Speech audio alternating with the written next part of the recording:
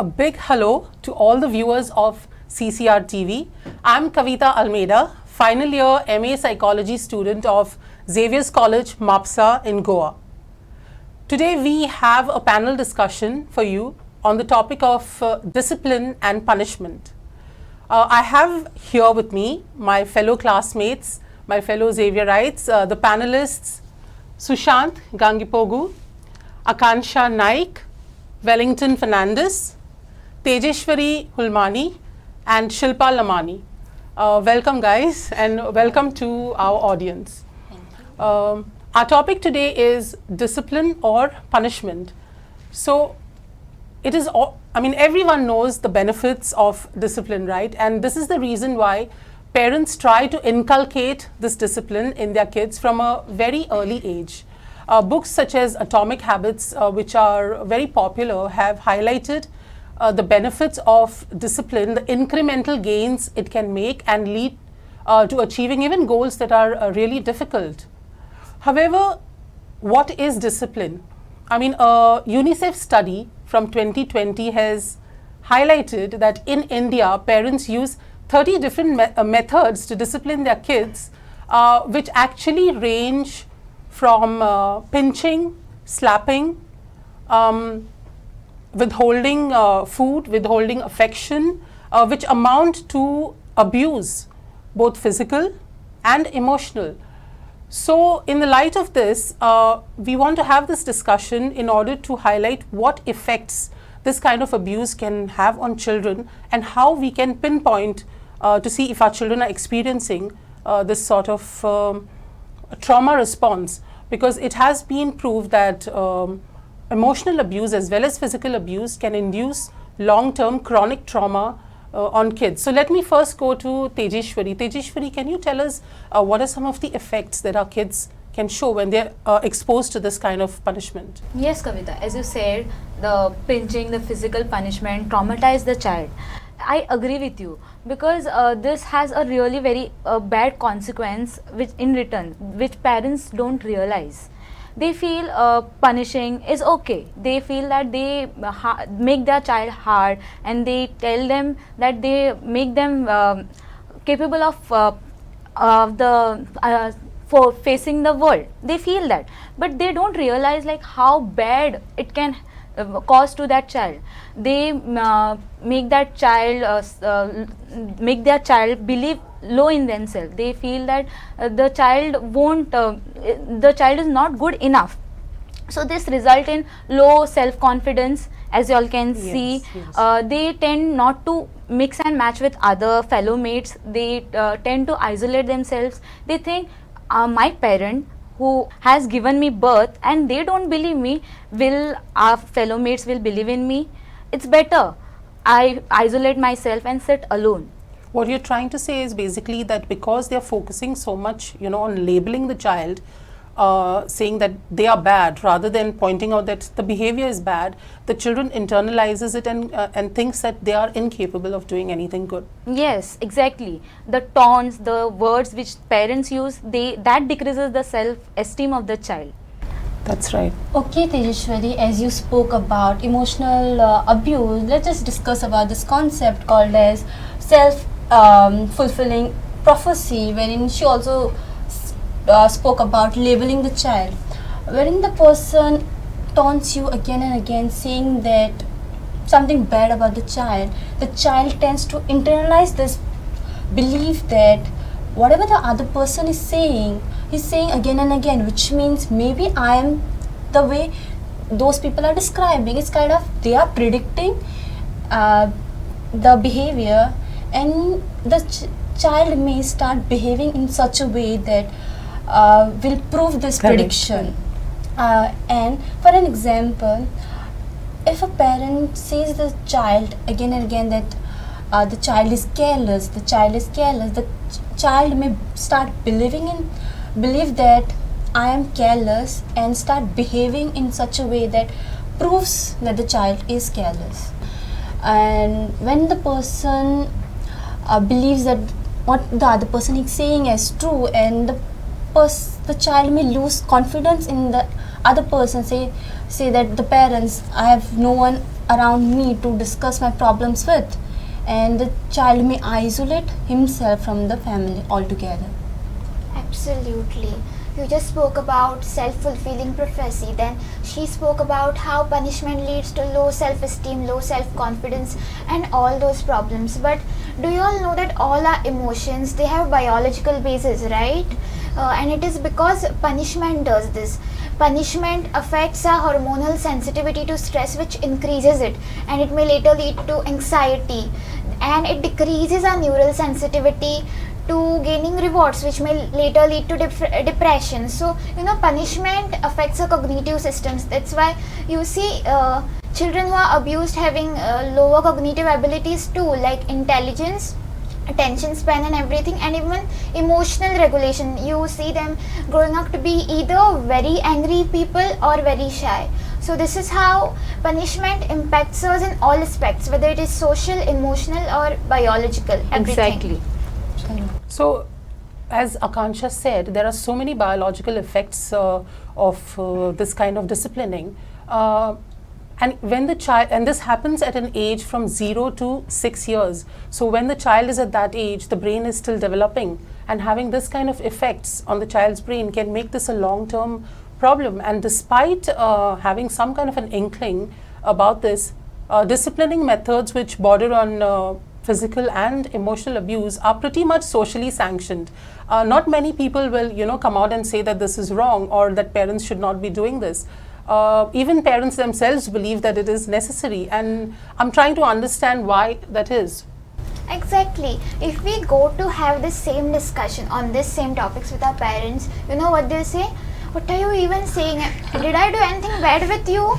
Am I not your parent? Itla hi right na humko tumse. Emotional attachar. Yeah. Absolutely. The point is, they do have full right over their children, and children owe a lot to them, but they should understand that those rights too have a limit, and it shouldn't cross the limit that it leads to violence, whether it is punishment for disciplining or whatever. Violence is bad in any form, and for that matter, even not just physical but mental and emotional abuse too is very bad, and Indian parents need to understand that. And another thing, it is not always for disciplining the child. Sometimes and very often they do it because they are frustrated, like burga ratta was इतना नहीं ऐकून, so they मारतात. And they do that because they know the child is inferior to us, and that child won't hit us back. They won't hit someone outside their homes who is superior to them, right? And a report every year. What you're saying is so true, and that just reminds me of something wherein sometimes even when a child is trying to take a cup and they spill it, Yes. and they will slap the child, Yes. but if would you slap a colleague for like spilling something from your cup? I'm sorry, please Exactly. continue. Yes. No problem. Sometimes parents come to a belief that the child is our property and we can do anything with them. Okay, many viewers may get offended by this, but they need to understand this. I was talking about this happiness index that is released worldwide every year. Every time India is very low in this index, and in 2022 it was on 136th rank among all countries. I think one of the reasons for this is because Indian children, Indian homes are not happy, and like we consider economy, poverty as big issues, this should also be considered, but the thing is, parents will still say we do it for our child's betterment, त्यांच्यात बऱ्या खातीर न्ही, right, Wellington? Yeah, parents don't think how the words itself can affect the child. It can have a very negative impact on the child. For this, I have an example. There is one tribe in the Solomon Islands wherein if they have to cut a tree, they don't cut like how usually we cut the tree, but rather what they do is they will gather around the tree. The entire villages, they gather around the tree, and they start cursing the tree or saying negative things to the tree.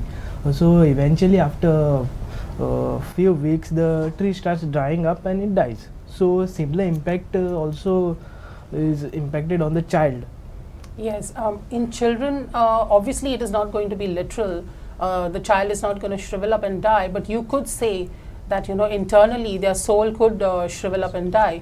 But not many viewers may agree with us that emotional abuse is the same as physical abuse, because physical abuse is something you can see the marks. It does leave emotional damage as well, but verbal abuse and other forms of emotional abuse really are detrimental to the kids. And Exactly, I agree with you. And the example which Wellington said, our Indian parents, especially, they believe that emotional abuse is not there. They feel the words won't hurt. They said if our child is not taking our words, what they'll take about the world. They feel like that. But they should understand physical abuse which they do, they feel it is an abuse, pinching, hitting, kicking, or using brooms, chappals. They feel it is abuse, but the words which they use literally hurts a lot, and it is as harmful as physical abuse. The words, for example, they say you're not good enough, what you are doing, you can't do this work. That really hurts. Sometimes, some years back, when my mother had told me you can't do this work, it really hurt me so much that I stopped doing it. So being a adult, if I feel that way, think about children, how they might have felt that way. Mocking, the words, comments they do know, it really hurts. This, our parents and our parents all around the world and the viewers who is watching us should understand verbal abuse is really very harmful, and just don't take it for granted. Right, right. And this particular form of punishment, which is mocking, you just described it. It is very common. We have all seen this in our own homes, in everyone's homes. For parents, it can be simple statements, but it hurts us a lot.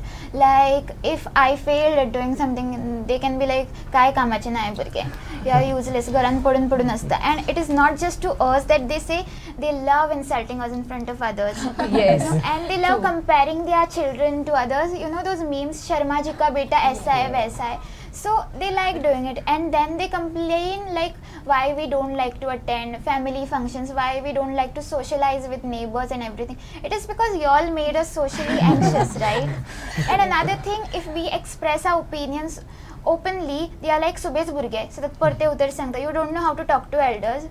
And then again they will complain why the child is not talking the truth to me, because when we told the truth to y'all were not giving us a good response. So even social discrimination, we experience it outside, right? Racist, sexist comments, but I feel it starts at home, in our own homes actually. Y'all must have watched the movie Viva. In that there are two girls in the same home. One is fair and one has a darker complexion. So the mother keeps applying creams and talcum powders and everything to make the girl look better. So the girl grows up with the mentality that I am angry. And there are various types of comments, specifically girls here, like they are even slut shamed in their own homes, right? Yes, I really agree with you. It's not that when you apply less makeup, you're commented, but when you apply more amount of makeup on your face, a lipstick which you like. I really like a red lipstick, a shade of that red lipstick, but whenever I used to apply it before, then I used to receive some slack comments, and even I have heard from others commenting their child, like, you look like a prostitute, and these comments are really very bad. I can feel it. And not only for the girls, what yes, I meant, I think it's it is not quite only- clear that there are yeah. gender differences in the Yes. way children are punished, because boys are mostly punished, by saying that they have been disrespectful to someone, whereas girls are punished for even not completing chores, not walking properly, not dressing appropriately. Let's hear from Sushant on the male perspective of how punishment differs for the two genders. First of all, thank you so much for bringing up this issue. Kavita, I would like to say that men in the society which we live have been very harsh to them, the society which we live. It is such that even the colors, suppose there is a concept which says that blue is for boys and pink is for girls. Even such simple concept of colors have been discriminated into boys and girls. For a most period of time, I couldn't have a pink shirt. I couldn't buy any pink shirt, and I couldn't have any pink toys. I couldn't have any pink cars also. So much so that we could see the stereotypical behavior that the parent forces on the children, right? So what it does is it has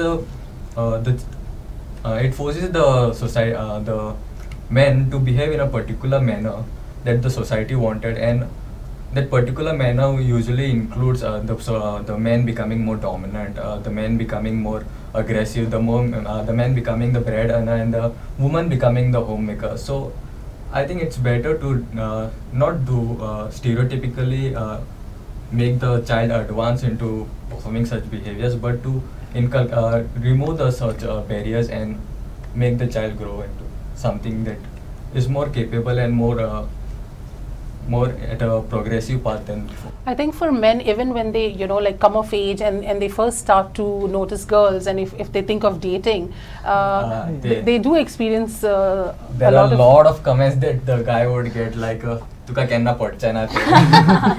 And there are many comments that we get at home too, like say suppose a guy is applying a face cream and all, like कोणाक impress करपाक वयता.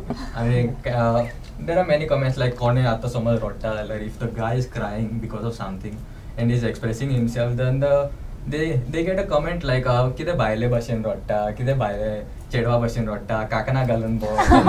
Yeah. So I think we should avoid all this and be a more better human than men. True, and I would want to say here now that so far we have discussed the things that parents do that affect our children, but there are also things that parents fail to do that can be equally bad. For instance, There is this concept of emotional absenteeism, and Jordan Peterson, who is one of the most influential psychologists right now, he says that the worst thing that the child could go through is the absenteeism of parent. So what effects this could have? This could have the effect of emotional negligence. The child may grow up and grow up to have validation from others throughout his life, and this is not something that would be desirable and not something that any human should experience.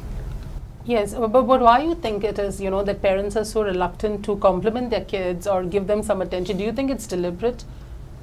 Not most part of it, but what I would say is it's not deliberate, but there are Maybe they are certain busy. maybe their parents maybe have brought up in such a manner that they feel that not validating a child's effort, not validating child's emotional outbursts, not validating. For the benefit of our audience, I'd like to bring in here that actually this has a name. This is called an uninvolved Parenting. style of parenting, where parents can sometimes be victims of psychological illnesses themselves, or they could be going through some kind of a crisis, and they would end up being very uninvolved in the lives of their children, creating issues which Sushant just brought up.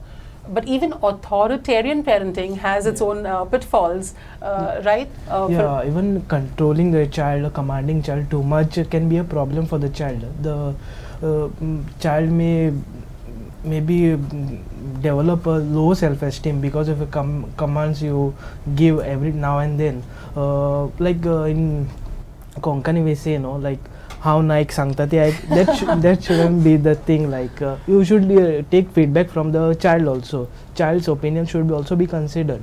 Yeah. Yes. Yeah. And the child grows up to be submissive and indecisive because full life the parents have Yeah. decided for that child, like. Yeah, Yes. they, So- they won't be able to take their own decision. Yeah. And they also have a relationship problem. Yeah, issues. Yeah, They issues. want their partners only to do everything. yeah. They, They want become- their partners to take decision for themselves. They'll like for everything they want validation. They want like, is it correct? Shall I do or not? Yeah. And it may develop to a dependent personality disorder too. Yes. Yes, Yes. yes. It could boil down to what the parent is modeling for the children. So there's a concept called as modeling behavior, and many parents don't realize the importance of modeling behavior to their children. Say, for example, there's a couple and they always fight in front of the child, and to a point that they indulge in physical abuse to each other. So what the child seeing this may grow up and may have a mentality of like indulging in physical abuse when you're angry is justified because of my parents did it. So modeling behavior in front of the children is very important, and it is very important for the parents to know what kind of behavior they want to showcase to their children and what kind of words and behavior they would like their children to inculcate in themselves. Yeah. Okay, I have something to add on. I have another example. Like there's this parent of a child who is completely on the phone. Every time the child approaches the parent and the parent is on the phone, the child observes and tries to imitate. Here the parent has become a model for the child to imitate that behavior. So at this point the child learns this behavior from the parent itself, and the child may start behaving the similar manner. The child may get addicted to the phone, and also whenever the child is on phone, as we all know, the parent, they themselves say that why you are always on the phone, right? Yeah, always. It's in my house, like if anything goes wrong, it's puts on my phone. You were on the phone, or otherwise you would have some messages or some calls will be coming. Because of that, we have not made food today. Not good food. It's not tasting well. Everything, all the blames are put on my phone. And you know, in this particular example which Shilpa gave, she said the parent was actually addicted to phone, and that's why the child grew up being addictive towards the phone. But actually the parent won't realize that the parent will punish the child. कित्याक फोनार सतत आसता, फोनाशिवाय जायना. They won't realize की म्हाकाय फोनाशिवाय जायना म्हणून Yeah, तुज्या okay, भुरग्याक but I जायना. think this is getting into a whole new debate, parents versus kids and how mobiles are used. So let me just summarize what we've heard so far. So what we basically heard is that some methods of disciplining, which we all thought were, okay, because it's been going on for generation to generation, are actually called ways of abusing our children, and these can have serious effects like trauma responses on our kids. And then we saw that emotional abuse is as bad as physical abuse, if not worse. We also saw that parents themselves can sometimes model bad behavior. And adding to something that Sushant said, when parents show certain behavior to the child tends to get desensitized, especially when we are talking about violence. If one of the parent is violent, the child will get desensitized to violence and feel that is okay as the child is growing up. For instance, if the mother is verbally abusive, the child will be desensitized to that kind of verbal abuse and probably use the same kind of abuse in later life. So having discussed this and knowing that this is harmful, we want to put forth some positive methods of disciplining, some very effective strategies of disciplining kids which could actually work. So positive strategies include things such as reinforcement, timeout, some forms of punishment, mild forms of punishment, which should not be abusive behaviors. Let's try and understand a few concepts first, starting with positive reinforcement.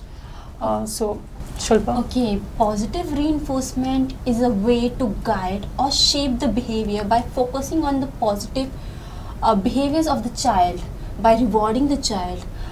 Positive reinforcement here means giving the child good feedback, positive feedback, saying that very good, you did a great work, or by giving the child a small piece of chocolate, or gifting a child with a new toy, or taking a child out somewhere to eat. So for an example, there's this child who is 5 to 6 or maybe 7 years old, and he's trying to clean the room. So when the parent notices this, the parent should appreciate the efforts made by the child, saying that wow, you at least tried, you did a great job. And getting the positive feedback by the parents, the child will associate the behavior with the positive feedback, that is positive reinforcement, and the child may do or perform this particular behavior, that is positive behavior, again and again. So this is called strengthening of the behavior. Okay, and I would also like to add here that at times parents are not going to compliment you when you've cleaned the room, right? Rather, they will pick on how you've done the job so badly, because they expect perfection right from the first try. When the child first starts to perform these behaviors, they may not be perfect, but it is not advisable to pick on it, because if you do that, you are performing a different strategy which is called positive punishment, which we will learn about a little later. But first, let's understand what is negative reinforcement. Negative reinforcement is a method used to increase the desired behavior. In this method, you remove something unpleasant or undesirable for the person in exchange of the desired behavior. For an example, if a child has scored really very good marks in the semester exam, and the parent is really very happy, so to increase this behavior in future, the parents will remove something unpleasant. For example, a child child must be doing some household chores which he used to do every day, and it was his work. So that was really very unpleasant. Coming from school and doing that chores, it is very unpleasant for that child. So in return of that good marks, the parent will do that chores itself and make that person happy. Doing chores will increase the behavior of hard working, and that will make that child really study more and do well for the next time also. So this is a kind of removing something unpleasant the child doesn't like, and this will also increase the child's future behavior, and it will strengthen the behavior in future. Yes, because just like how Shilpa said about the positive behavior, the child will also feel good here because the negative thing is removed, the negative stimulus. In positive reinforcement, we give something as a treat or something which a child needs. But in negative reinforcement, we remove something which is really very unpleasant, which a child may want for sometimes a break from a regular routine. Okay, so moving on to the concept of positive punishment.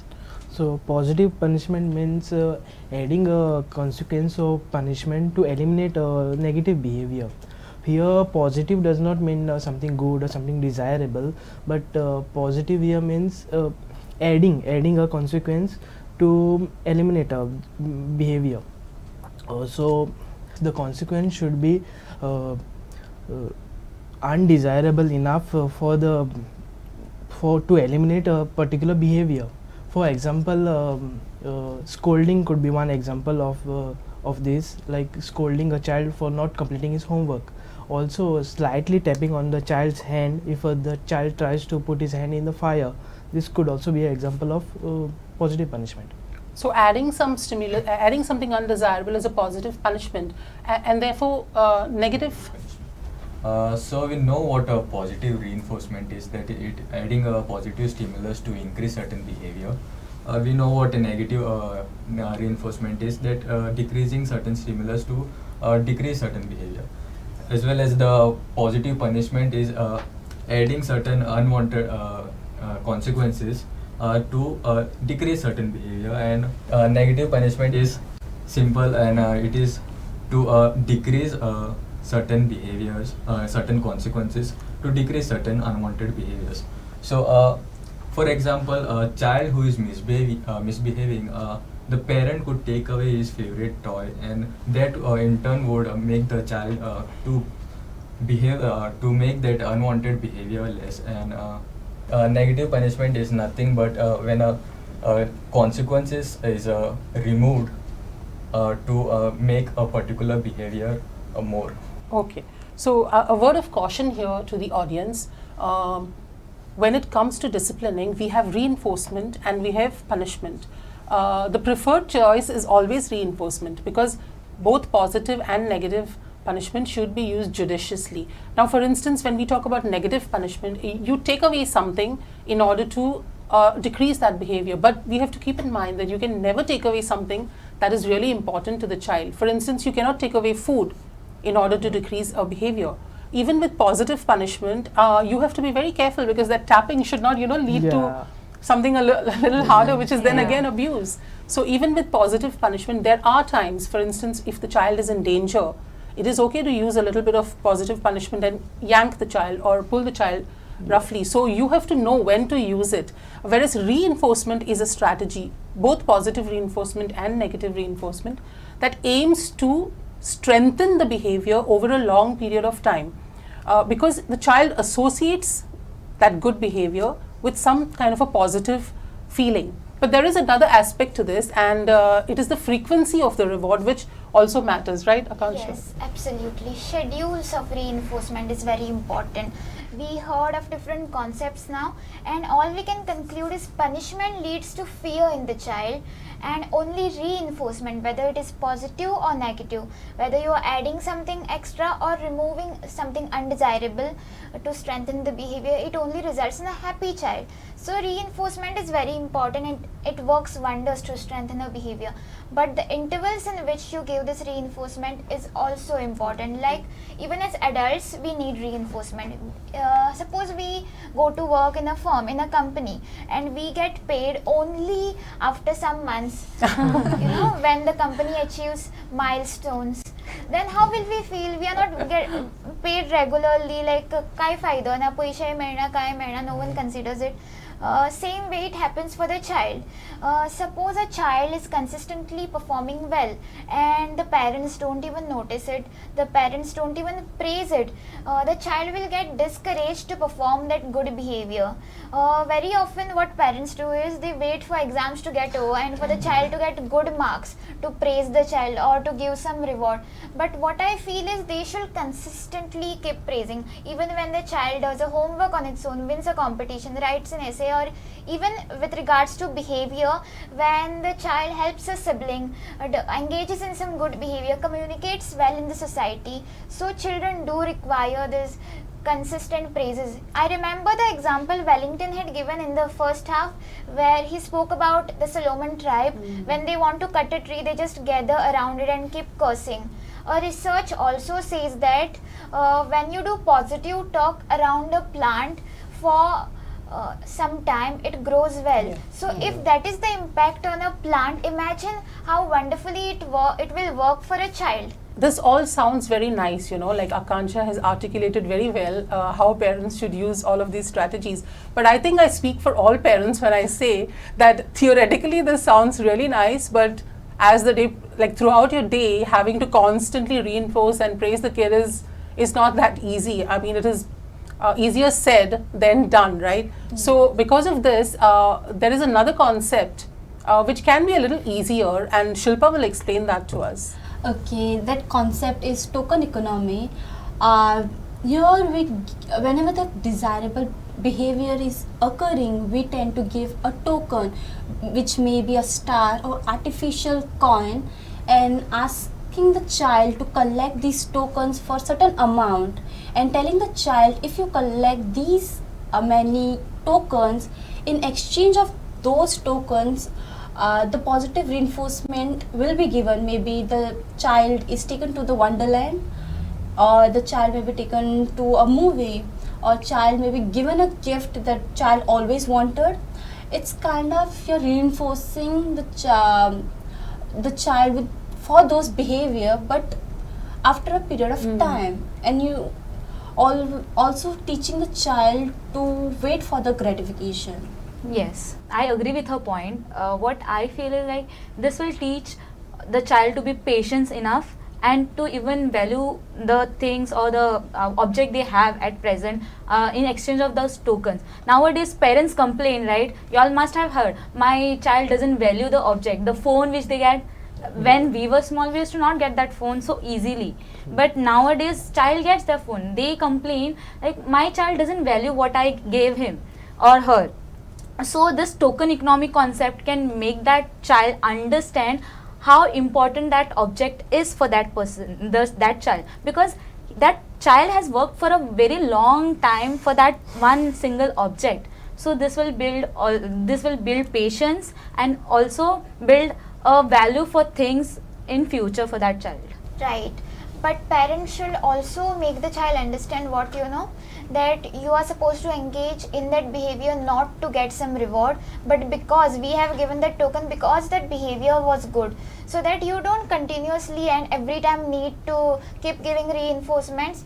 After a particular time, the child understands that this behavior was good, that's why mama had rewarded me. So the satisfaction that I did something good itself acts as a reinforcement. Yes. So it is true that token economy can work in this manner, but not all children can be disciplined in the same manner. Depending on the age of the child, certain strategies may work, certain strategies may not work. So, when it comes to an infant, for example, Shilpa will highlight some strategies that can work for infants. Okay, there are certain strategies developed considering the age of the child. There may be certain strategies will work wonder with the one child, may not work with another child, and the parents should consider certain strategies considering the age of the child.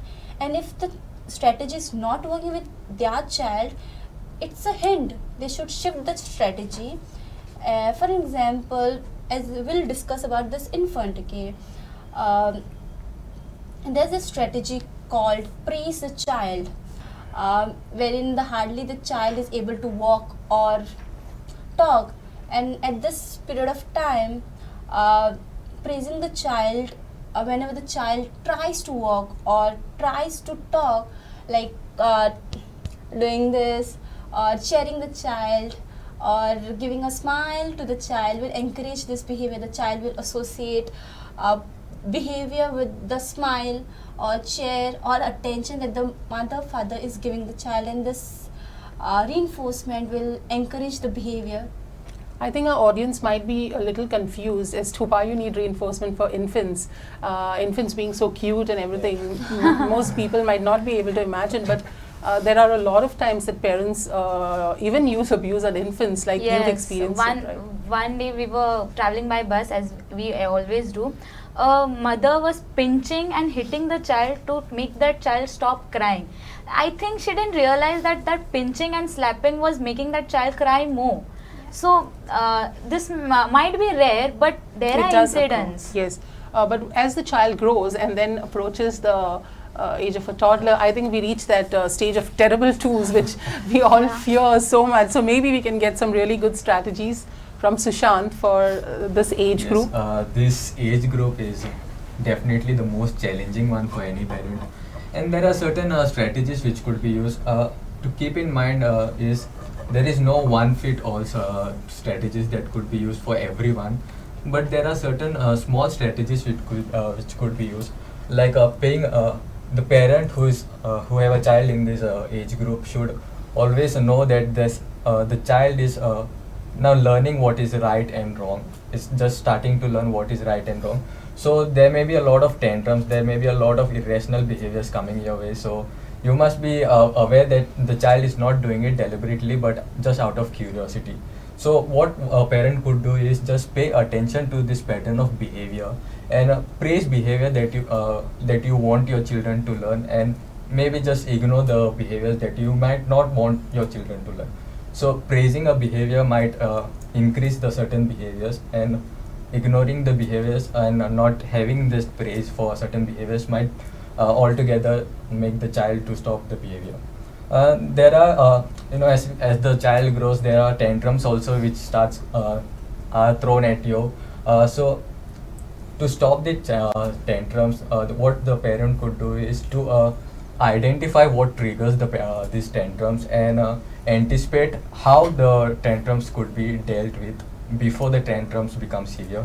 And another strategies that could be used is modeling behavior, like how we discussed before in the first half and the second half, and every time we talk about it. And another strategy is to be it is very important that the parent should make the child feel that it is okay to be sad, it is okay to be mad sometimes, but the parent should also be aware and also should make the child aware of the ways that the child could express their emotion, express their anger, and express their outburst in a certain particular way that could in a healthy way. Yes. And another strategy is not to use the punishment at all, physical punishment. And if you see your child getting physically punished, or you are physically punishing your child, just don't do it. That is one strategy. Avoid physical punishment. And as a child grows older and comes into the age group of say 7 to 12, what you could do is, the best a parent can do is to praise the children for every achievement they have, for every achievement for every good behavior they. You mean even a small one, regardless of Even how small, large? regardless or no matter how big or small it is, just praise it and know that there's someone for the child to to praise him, even if he doesn't do a great job in that. But a small achievements can be mentioned to him. A small achievement can be, you know, make him realize that okay, there is someone who is praising me. And another strategy could be used like showing plenty of affection, and small strategies we could use. These are some of the few strategies that I talked about, and there are lots and lots, and a lot of research needs to be done in this area.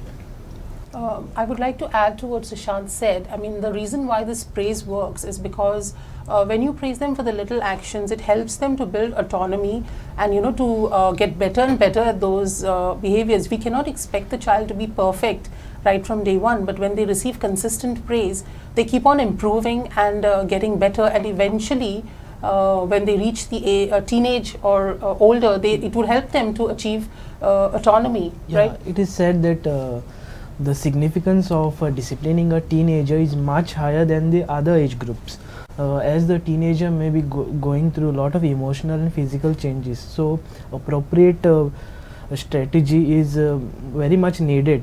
Like the first strategy is like avoid using commands. If you're using commands on them, they might feel that the parent thinks I'm just a child, I'm still a child, and that's why the parents are giving me commands to do.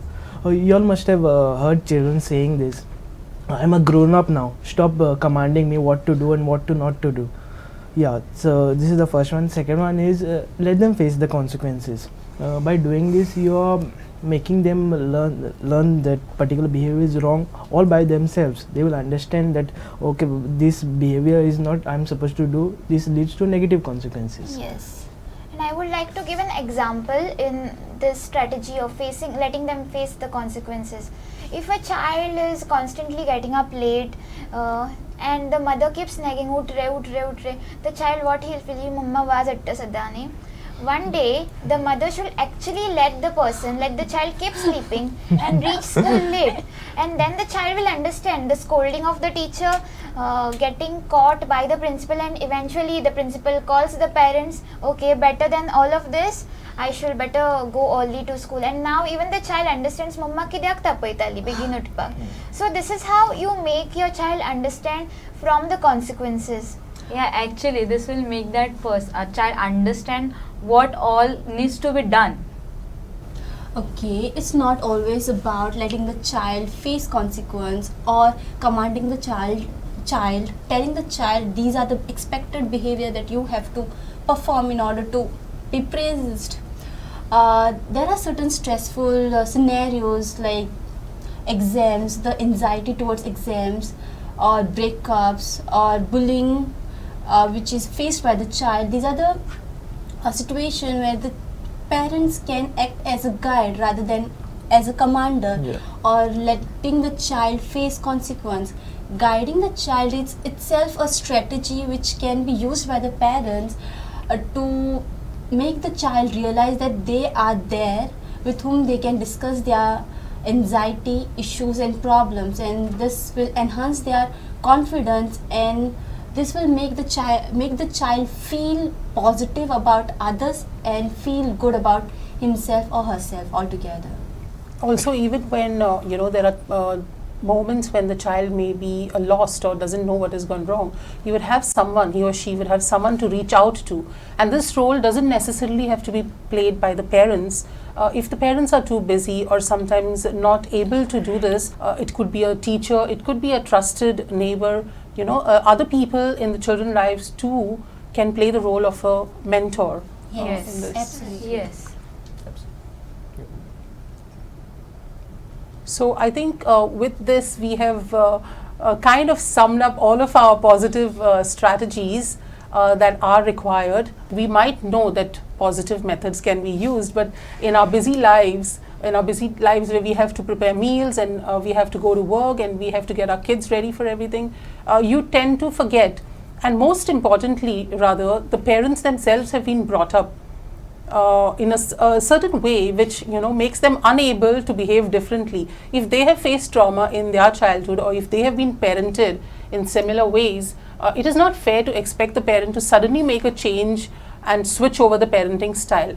But maybe we could give them some strategies, we could give them some solutions as to how to change as parents, and use better effective strategies. Right, Kavita. As you said, this punishment, this tradition of punishment has been going on in our country, entire world actually, from generations to generations, and it has been passing on. But I think what can break this chain is changing your own mindset. You know the app Quora? There was this question, why do Indian parents treat their kids like shit? And a random person answered, because they were treated like shit. Yeah, correct. My parents say this. I was born and I was brought up like that. That's why I've been doing this to you. And they even say, तुका आम्ही काहीच म्हणणार, आमका कसली मारताली जाणार. The example of making them kneel on the salt, that is the Yeah. great example my parents give. So they grew up with that, that punishing will help them correct the child's behavior, but that is not true. What they should think, that some years back, even I was a child, and as a child, what I craved from my parents, what I didn't want from them, and what I wanted from them, they should remember them, that they should have empathy towards the child, be on the child's place and think about it. And another thing they should keep in mind is mutual respect. In Indian society, we have this moral of respecting elders. That's why they never allow us to talk back to elders, like तुका respect दिवून करना व्हडल्यांक. But this respect should go in both ways, like mutual understanding, cooperation and respect should be there, whether it is parenting or any kind of relationship. So yeah. And also one more thing the parent could do is take professional help. And I see many of my friends, many of the people I know who are parents, they are always reluctant to visit a professional or a more competent, a more competent person. So I would like to, for people to remove this stigma, to remove this taboo that seeking professional help is some kind of a, weakness or some kind of harm. No, it is not. So, so I would, rather encourage some parents to go and seek professional help. And that doesn't mean the child has some problem or something. No, the child could be normal, but you could seek professional help to better yourself and to provide better to your children. I agree with Sushant, and I feel that family therapy and marital therapy is a good way to deal with this problem. I'll tell you why.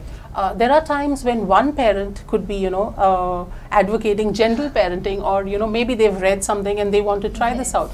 But what if the other parent believes in traditional parenting? This could lead to a conflict, and it would benefit the child because they would play one parent against the other and eventually get what they want. So to bring everyone on the same page, it would, if you had to go to family therapy, everyone would understand what are the consequences of your actions, what are the punishments that you're going to get, and everybody could be on the same page. Yes, Right. obviously I agree with you.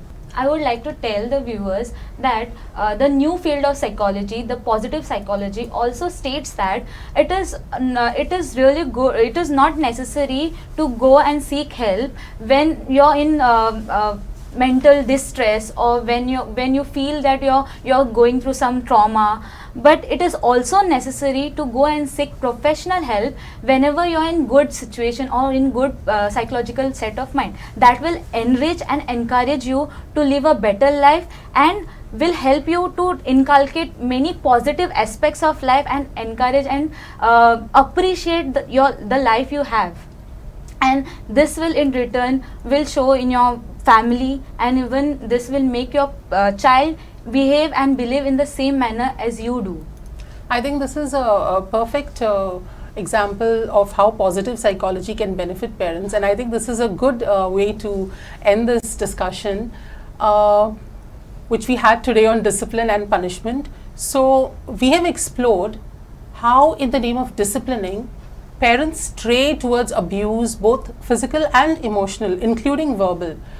We have also explored how mocking, though seen as acceptable, and if it like they feel that why should the child get bothered by this, we are just joking, though it is seen in that manner, it actually creates a problem of child self-esteem in the child. We have also seen that both emotional and physical abuse are equally bad, and we have also looked at some positive strategies. We have seen how we can break this generational cycle of abuse by using positive strategies and by trying to improve ourselves as parents. In the words of Abraham Maslow, parents should aim towards self-actualization, which is nothing but simply trying or striving to be the best person that you can be. So it is time now for us to break this chain of abuse, and with this, I would like to say thank you to our viewers for giving us this time and listening to us.